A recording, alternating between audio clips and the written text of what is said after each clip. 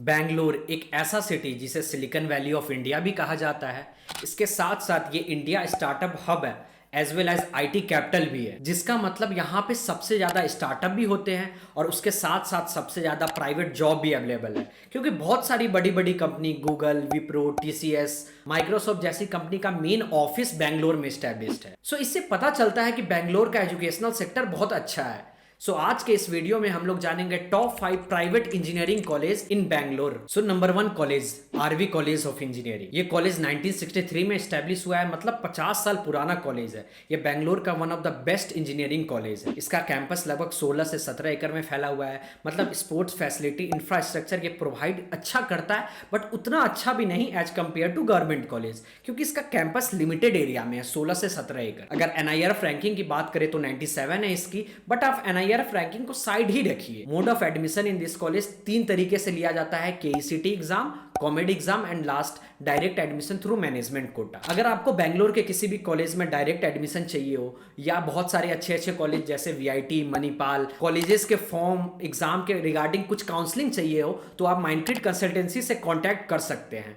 Description box में माइंडक्रिट consultancy का phone number दिया हुआ है, आप कॉन्टैक्ट जरूर करें। अगर कट ऑफ की बात करें तो मोस्टली बच्चे सीएससी लेना चाहते हैं प्राइवेट कॉलेज में। सो अगर आप केईसीटी एग्जाम से इस कॉलेज में एडमिशन लेते हैं तो आपकी रैंक लगभग 160 तक होनी चाहिए, और अगर आप कॉमेट से एडमिशन लेते हैं तो आपकी रैंक 300 तक होनी चाहिए। अगर फीस की बात करें तो अगर आप केईसीटी से एडमिशन लिए तो लगभग आपका फीस एक साल का 84 to 85,000 रहता है। वही अगर आप कॉमेट के से एडमिशन लेते हैं तो आपका फीस 2,21,000 तक जाता है। लगभग केसीटी और कॉमेड में 3 टाइम्स फीस का फैक्टर है। अगर एवरेज पैकेज की बात करें तो इसका 18 लाख पर एनम तक गया और highest package 62 lakh per annum तक गया है। सो इसका मतलब रिटर्न ऑफ इन्वेस्टमेंट इस कॉलेज का बहुत ज्यादा अच्छा है। दूसरे कॉलेज की बात करें, that is pace.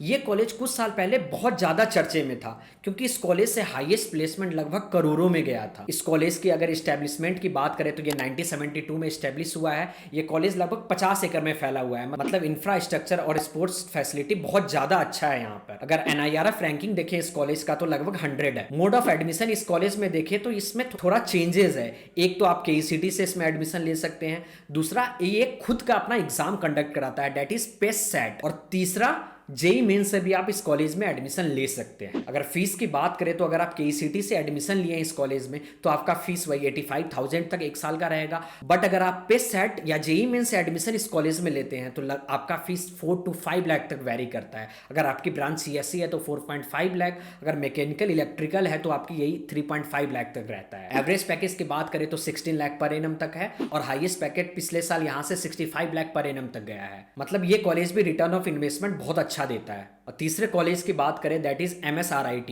Which means MS Ramaiah institute of technology. ये कॉलेज 1962 में स्टैब्लिश हुआ है और इस कैंपस का साइज लगभग 85 एकड़ में है। मतलब ये कॉलेज कुछ ज्यादा बड़ा है as compare to other college. NIF ranking देखिए इस कॉलेज की तो 78 है। मोड ऑफ एडमिशन इस कॉलेज में भी 2 तरीके से है, केईसीटी और कॉमेट से आप इस कॉलेज में एडमिशन ले सकते हैं।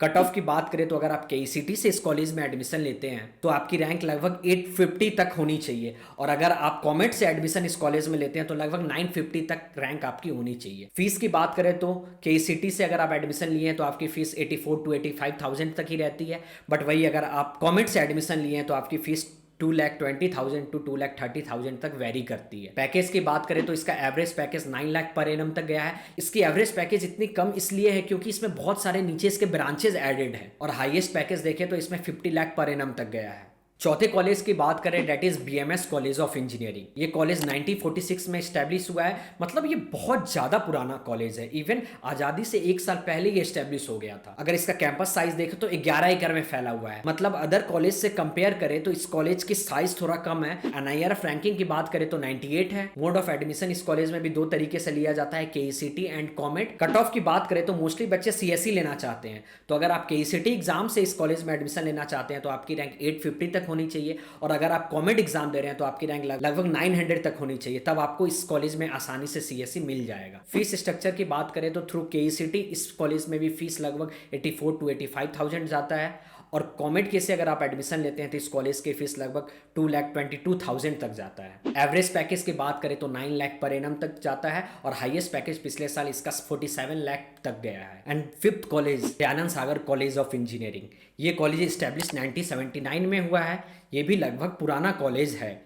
इसके कैंपस साइज की बात करें तो 30 एकड़, मतलब एज कंपेयर टू कुछ अदर कॉलेज ये अच्छा खासा स्पोर्ट्स फैसिलिटी और इंफ्रास्ट्रक्चर प्रोवाइड करता है। इसकी अगर एनआईएफ रैंकिंग देखें तो 201 है। मोड ऑफ एडमिशन इस कॉलेज में भी दो तरीके से है, केईसीटी, कॉमेट। कट ऑफ की बात करें तो सीएससी के लिए आपका लगभग रैंक 3100 तक होना चाहिए। अगर आप केईसीटी से आ रहे हैं, कॉमेट से आ रहे हैं, दोनों का रैंक लगभग 3100 तक आपको सीएससी इस कॉलेज में जरूर मिल जाता है। फीस स्ट्रक्चर की बात करें तो इस कॉलेज का फीस अगर आप केईसीटी से आए हैं तो 84 to 85,000 रहता है। वही अगर आप कॉमेट से आए हैं तो आपका फीस लगभग 2,43,000 तक जाता है। एवरेज पैकेज की बात करें तो इसका लगभग 10 लाख पर एनम तक जाता है और हाईएस्ट पैकेज पिछले साल इसका 45 लाख पर एनम तक गया है। बैंगलोर में इसने एक अपना नया ब्रांच खोला है जिसका इंफ्रास्ट्रक्चर कुछ ज्यादा अच्छा है।